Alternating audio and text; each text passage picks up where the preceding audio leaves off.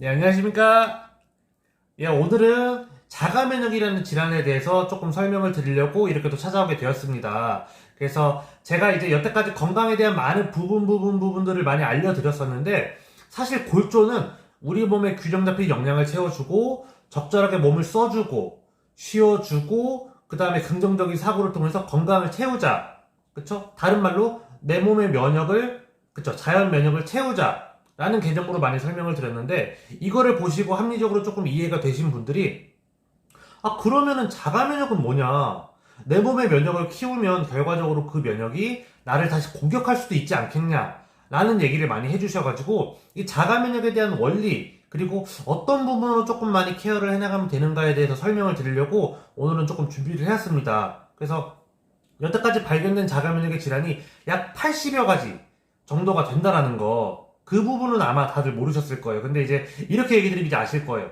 베체트병, 루푸스, 아니면 뭐 다발성 경화증, 류머티즘, 그레이브스병, 뭐 여러 가지가 많이 있잖아요. 쇼그렌 증후군 등등을 해서 사실은 내 주변 사람이라던가 내가 아프면은 되게 이제 용어에 대해서 많이 친숙한데 아닌 경우에는 조금 어려운 경우가 많아요. 그래서 대표적인 예로는 그냥 뭐 류머티즘 관절염 이 정도는 사실은 자가면역으로서 많이들 알고 계시잖아요. 근데 자가면역이라는 것은 결과적으로 내 몸에 건강한 면역이 가득 차 있으면은 사실은 내 몸을 공격할 일이 별로 없잖아요. 근데 자가면역은 내 몸의 면역 물질들이 뭐 외부적 요인이든 내부적 요인이든 스스로 변형을 일으킨 거예요. 그러니까는 자가면역, 예를 들어서 자가면역에 대한 그 군사가 이렇게 생겼다라고 생각을 하면 변형을 일으켜서 뭐 이렇게 있을 수도 있고 아니면 이렇게 있을 수도 있고, 그러니까 다양한 부분으로 원래의 기능대로 만들어지지 않아졌다라는 거죠. 그렇죠? 그래서 그 원인, 제가 왜 원인만 자꾸 말씀을 드리냐면 제가 서두에 이것저것 많이 얘기를 드렸었지만 사실 자가면역이라는 게 내 몸이 이런 식으로 잘못된 면역 체계가 만들어진 다음에 어느 부위를 공격하는가에 따라서 명칭이 조금 다른 것 뿐이지 사실 메커니즘은 거의 다 대동소이하거든요. 일단 여기다 제목은 제가 이렇게 자가라고만 쓸게요. 자가라고만 쓰고 결과적으로 제가 서두에 면역물질들이 에러를 일으켰다라고 많이 설명을 드렸었기 때문에 그 에러를 왜 일으켰는가만 조금 알면은 우리가 건강한 면역을 유지해 나갈 수 있겠죠. 그 첫 번째가 영양. 그쵸? 우리가 사실은 요즘에 대부분의 분들이 그냥 굶으시는 분들은 없어요. 뭘 먹든지 간에 먹기는 먹어요.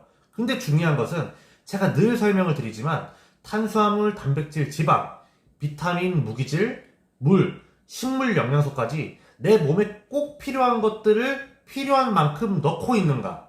라는 거죠. 내가 그거를 만약에 못 넣고 있다라고 하면은 결과적으로 우리 몸에서 만들어지는 어떤 세포들 중에 일부는 제대로 된 영양 없이 만들어질 수밖에 없어요. 그게 아까 전에 이렇게 쫄라맨으로 굳이 그리자면 이런 식으로 만들어지게 된다는 거죠. 왜? 두 팔을 만들 영양소가 없어. 그쵸? 그런 개념으로 내가 균형 잡힌 영양이 충분한 양이 들어오지 않았을 때 내 몸의 면역세포들이 이게 변형을 일으킬 수 있다는 거. 이게 첫 번째 원인이고, 두 번째 원인 같은 경우에는 많은 분들이 사실 요즘에 병원 가면 들으실 거예요. 스트레스. 그쵸? 스트레스로서 명확하게 원인 규명이 안 되면 전부 다 스트레스라고 해요. 뭐 원인 불명의 스트레스다.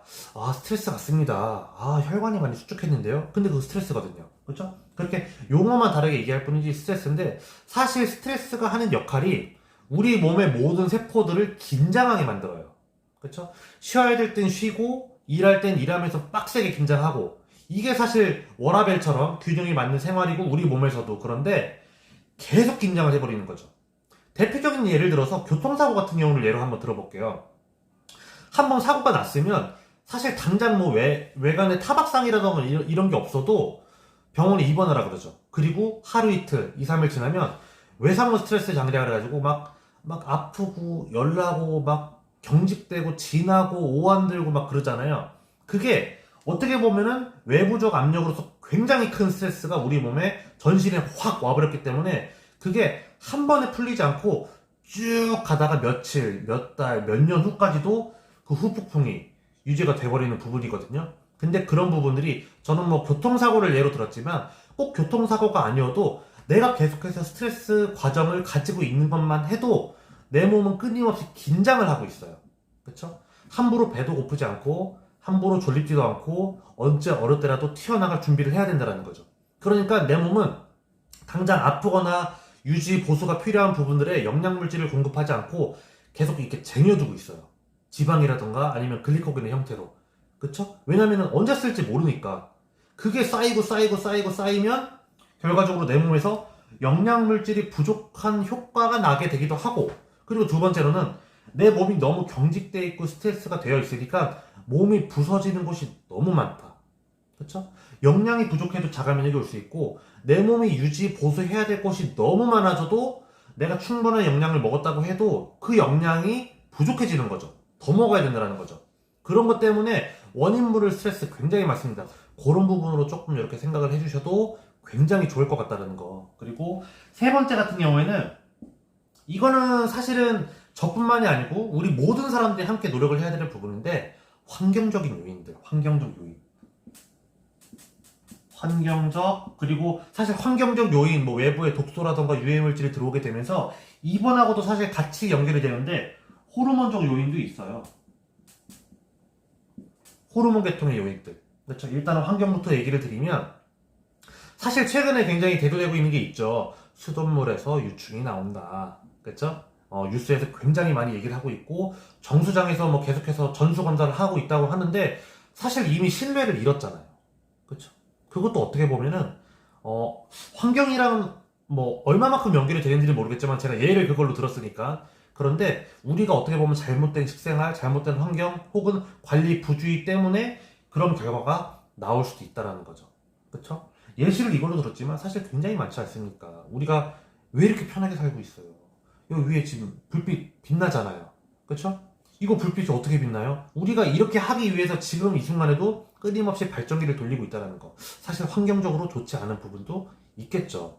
자동차, 아파트에서 생활하는 거, 우리가 우리의 편리를 위해서 사용하는 모든 부분들이 사실 요즘에는 환경적 요인이랑 연결이 안 될 수가 없죠. 그래서 그런 부분들로도 이렇게 조금 많이 쓰이고, 그런 친구들이 또 유독 가스라던가 미세먼지, 뭐 여러 가지 부분 명칭들로 또 밖으로 전파가 되게 되잖아요. 누구한테 와요? 나한테 다시 오죠. 내 몸에서 호르몬을 교란시키기도 하고 내 몸 자체를 부수기도 할 수 있다는 거죠. 그렇죠? 그래서 스트레스랑 환경을 합쳐서 호르몬적인 요인도 있다. 제가 아까 서두에 자가면역 중에 한 가지를 얘기를 드렸지만, 그레이브스병이 대표적인 갑상선 호르몬을 교란시키는 자가면역이거든요.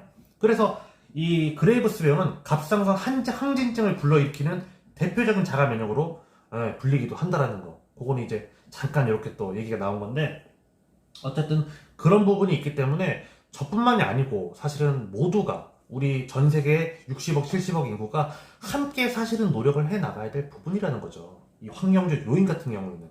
그래서 제가 첫 번째부터 다시 얘기를 드리면, 영양을 내가 최소 요구치가 아니고 내 몸에 적정량에 맞게 섭취를 해줬는가. 그쵸? 사람마다 적정량은 다 다르거든요. 똑같이 키가 뭐 170에 50kg다. 그래도 사람마다 달라요. 그래서 영양물질을 내가 제대로 채워주고 있는가. 첫 번째로 중요하고, 두 번째로는 스트레스 관리. 사실 한국 사회에서 스트레스를 관리한다는 게 사실 쉽지는 않은데, 그래도 내가 할 수 있는 한 최선을 다해서 스트레스 관리를 조금 해주면 또 그런 부분들로도 조금 도움을 받으실 수 있고, 세 번째로는 환경적 요인. 우리가 다 같이 조금 필환경을 위한 생활을 조금 유지해 나간다라고 하면은, 당장 뭐 저희도 저희지만 저희 아랫세대가 또 더 수혜를 또 볼 수도 있는 환경이 될 수 있지 않겠습니까? 그래서 그런 부분들로 크게 세 가지 정도만 지켜주셔도 어지간한 자가면역은 올 수 없다. 그쵸? 이거 지켜주면서 제가 이제 위에서 끊임없이 알려드린 건강을 잘 채워주시면 사실은 내 몸은 너무 건강할 수 있다는 거. 그래서 그렇게 조금 이해를 해주시면 될 것 같고요. 자가면역은 깊게 들어가면은 사실은 더 깊게도 얘기할 수 있기 때문에 언제든지 필요라던가 요구가 있으시면 얘기해 주시면 설명해 드릴 테니까, 일단 개괄적인 요소 그리고 원론적인 부분, 큰 원인 규명은 이렇게 가지고 가시면 된다라는 거. 그래서 도움이 되셨으면 좋겠습니다. 감사합니다.